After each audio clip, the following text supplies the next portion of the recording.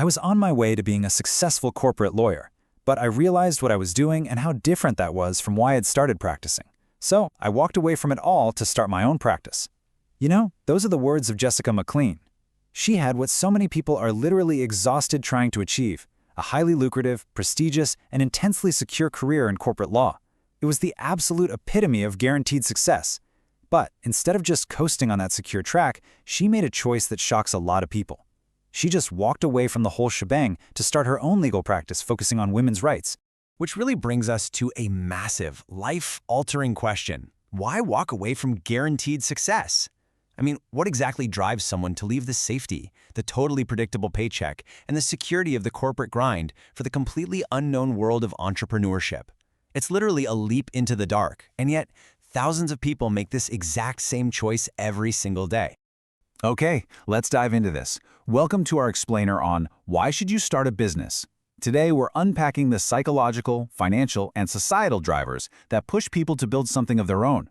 We're going to look at the data, the personality traits, and the real-world stories that explain why taking this massive risk is often the most rewarding choice a person can ever make. All right, Section 1, the entrepreneurial bug, designing your own destiny. Let's start with the foundational, deeply personal motives that make people catch what we call the entrepreneurial bug. When you look at the traditional corporate world right next to entrepreneurship, the contrast is just stark. On one side, you have the corporate environment. And sure, yes, it offers a regular paycheck, but a lot of times it comes with hidden job insecurity, the constant looming threat of downsizing, and endless corporate restructuring. Basically, you are fundamentally working for someone else's bottom line. On the flip side, you have entrepreneurship. And the trade-off here, it's independence. It's about lifestyle flexibility. It's taking the frustration of corporate red tape and replacing it with the ultimate freedom of being an owner and actually controlling your own destiny. So, the crucial point here is how this trade-off actually feels in practice. Get this, according to a Bank of the West Small Business Growth Survey, 62% of small business owners admit that the stress of ownership is actually worse than they originally imagined, right? It is hard work, but, and this is a massive statistic, an overwhelming 90% of them remain completely satisfied with being a small business owner. Why? Because that stress is their stress. It's an investment in themselves. Being in charge of your own fate brings a level of personal satisfaction that a safe, predictable job simply cannot match. Moving on to Section 2, the pursuit of profit. Success at any age. Now let's be real for a second. It's not just about personal satisfaction. It's also about the pursuit of profit. And what's really interesting about this slide is that this pursuit is accessible at literally any age. Meet Jack Bonau. He is the quintessential entrepreneur, and he started his journey when he was just in elementary school. He didn't have decades of corporate experience, he just had a vision, incredible drive, and a willingness to put himself out there with his business, Jack Stands in Marketplaces. And his hustle paid off in a massive way. Jack wasn't just running, a cute little neighborhood lemonade stand on the weekends. By the time he was 11 years old, his business was generating over $100,000 in revenue. Just incredible. He expanded his product line, opened multiple locations, and even landed a spot on the hit TV show Shark Tank. So how did he do it? Well, Jack used a totally hands-on approach to create real value for his customers, and in the process, he mastered some absolutely crucial real-world business skills. We're talking financial literacy, high-level customer service, advanced marketing and sales techniques, and even the ability to forge strategic partnerships with national brands like Santa Cruz Organic Lemonade.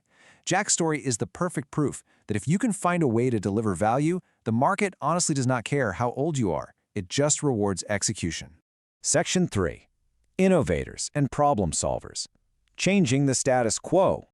Okay, so profit is a fantastic motivator, for sure, but it's often just a byproduct of a much larger mission.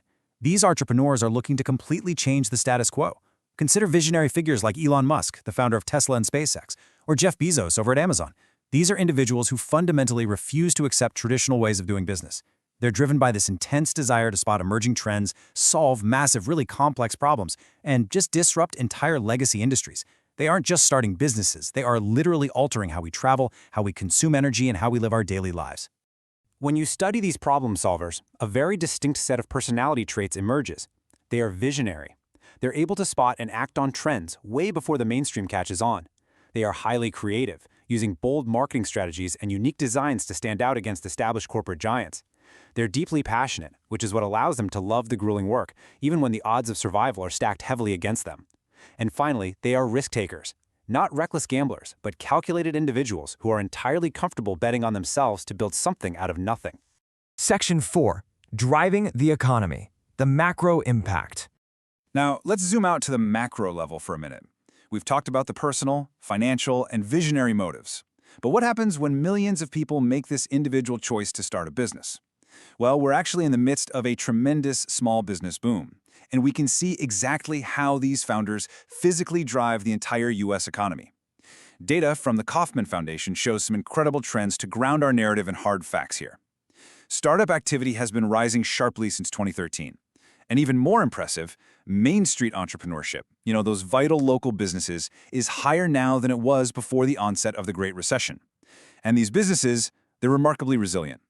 Business survival rates recently hit a 3-decade high, with nearly half, 48.7% to be exact, of all new businesses making it to their 5th year of operation. And this brilliantly illustrates the real impact. When you look at the breakdown of employees across businesses, it is crystal clear. Small firms are the true engines of job creation. They aren't just building wealth for the founder, they are hiring teams, supporting families, and keeping local economies totally vibrant across the global market. The vast majority of businesses employ small, tight-knit teams of just 1 to 9 people, and together, they form the absolute backbone of the workforce. Which brings us to Section 5. What's your next move? The ultimate choice. So, the big question is, where do you fit into this economic landscape?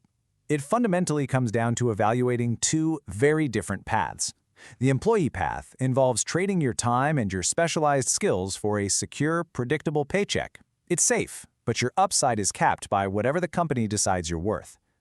Now, the business owner path is entirely different. It requires taking on moderate to high risk, dealing with uncertainty, and working incredibly hard. But it offers the unparalleled opportunity to build long-term wealth, create real value, and completely design your own life.